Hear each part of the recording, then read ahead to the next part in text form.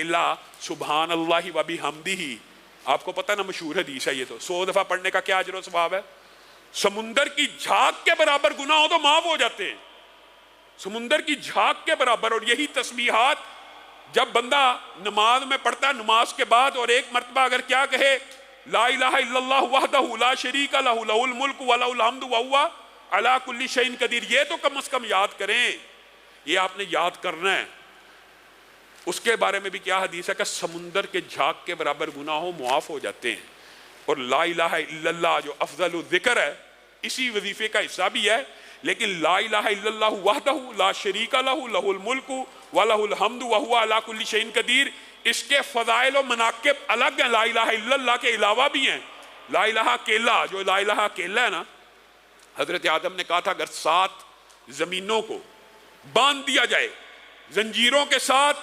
تو لا الہ الا اللہ کے علاوہ کوئی کلمہ نہیں جو ان زنجیروں پہ پڑا جائے تو وہ پگھل کے رہ جائیں اور ٹوٹ کے نہ رہ جائیں۔ اور طلحہ بن عبید اللہ نے حضرت عمر کو کہا تھا میں نے رسول اللہ سے سنا تھا کہ ایک کلمہ جو موت کے غم کو دور کر دیتا ہے، موت کے غم کو دور کرنے کے اندر، اس غم کے اندر محدثین نے جو تشریح کیا ساری باتیں شامل ہیں۔ موت کے غم میں تکلیف، اذیت، دنیا چھوڑنے کا دکھ، اپنے بیوی بچوں کو چھوڑنے کا دکھ، اپنے مال پیسے کو چھوڑنے کا دکھ، ہر قسم کی تکلیف غم میں شامل ہوتی ہے۔ میں نے سوچا کہ میں رسول اللہ سے پوچھ لوں گا، لیکن رسول اللہ دنیا سے چلے گئے۔ حضرت عمر مسکرانا شروع ہو گئے، مجھے اس کلمے کا پتہ ہے، مجھے اس کلمے کا پتہ ہے۔ طلحہ کہنے لگے پھر بتا دیجئے، تو حضرت عمر نے کہا لا الہ الا اللہ کے علاوہ کوئی کلمہ نہیں جو موت کے غموں کو بھی دور کر دیتا ہے۔ یہ لا الہ کا کلمہ چھوٹا کلمہ نہیں ہے، یہ لا الہ الا اللہ کا کلمہ جو ہے اگر وقت وفات انسان کے منہ سے جاری ہو جائے، رسول اللہ صلی اللہ علیہ وسلم نے کہا جس کا آخری کلام لا الہ الا اللہ وہ جنت میں داخل ہو گیا۔ اسی کا جو بڑا وظیفہ ہے لا الہ الا اللہ وحدہ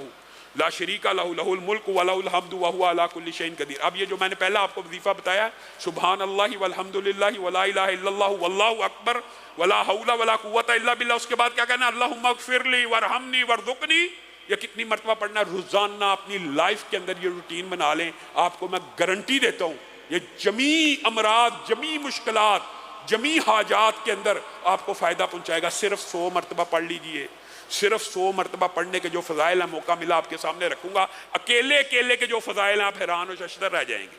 اکیلے اکیلے کے جو فضائل ہیں 100 مرتبہ پڑھنے میں کتنا ٹائم لگتا ہے؟ آپ اپنی زبان پہ ذرا رواں کریں۔ اللہ کے فضل و کرم سے بعض نمازی سلام پھیرتے ہی 100 مرتبہ جب یہ تسبیحات فاطمہ پڑھتے ہیں نا، میں نے دیکھا کئی مرتبہ 1 منٹ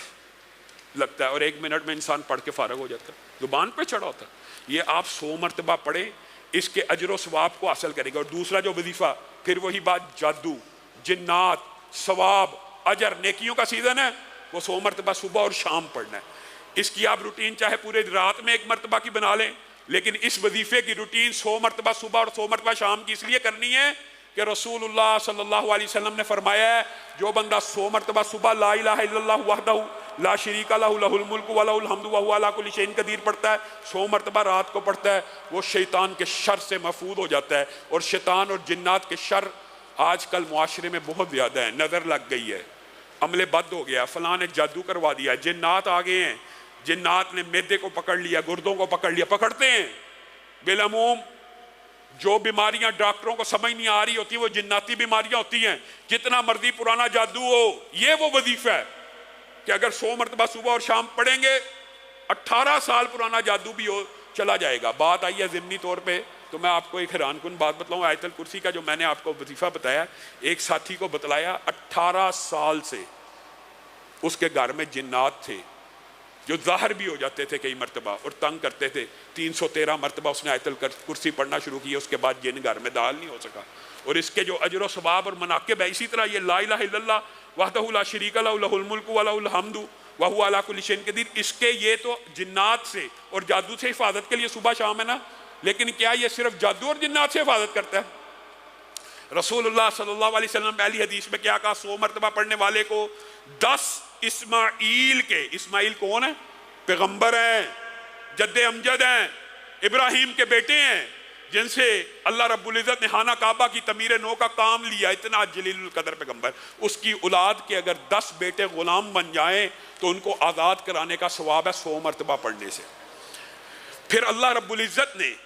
اخلاص کی بنیاد پہ، بعض محدثین نے لکھا یہ اخلاص نیت کا اضافہ ہے، یا تخفیف کی بنیاد کے اوپر آسانی کی، اور کیا کہا جو 10 مرتبہ پڑھتا ہے، یعنی اس کا اجر مزید بڑھا دیا، جو 10 مرتبہ پڑھتا ہے اس کو 4 اسماعیل کی اولاد میں سے گردنیں آزاد کرنے کا ثواب ہے۔ اور پھر اللہ رب العزت نے نبی کریم کے ذریعے اس کے ثواب کو مزید بڑھایا کہ شاید کوئی بندے ایسے ہوں جو 100 مرتبہ نہ پڑھ 10 مرتبہ نہ پڑھ سکیں، تو 1 مرتبہ پڑھنے سے بھی 1 گردن کی آزادی کا ثواب مل جاتا ہے۔ اب بتائیے 100 مرتبہ پڑھنے سے حقیقت میں تو 100 گردنیں آزاد ہو گئی۔ تو یہ اپنی زندگی کے اندر ثواب کے لیے بھی اس وظیفے کو اختیار کرنا چاہیے